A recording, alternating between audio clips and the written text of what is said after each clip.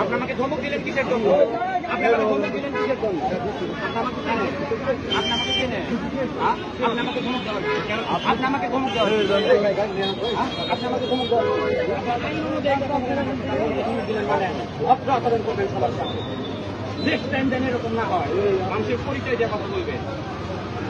আপনি আমাকে চেনেন?